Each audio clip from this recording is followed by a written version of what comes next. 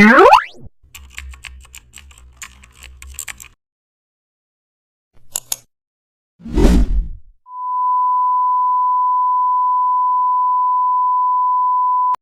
back to the channel and don't forget to like, share and subscribe for more updates. Today we are diving into an exciting tutorial. Now open a new canvas, set a light gradient background, blue and white works well. Add main headlines, grow your business digitally. Use modern fonts like Oswald or Babes New.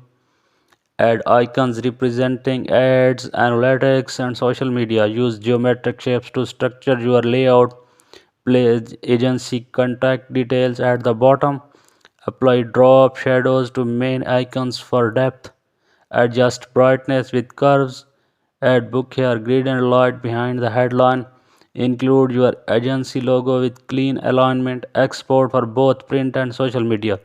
Your digital marketing poster is now client ready. Thanks.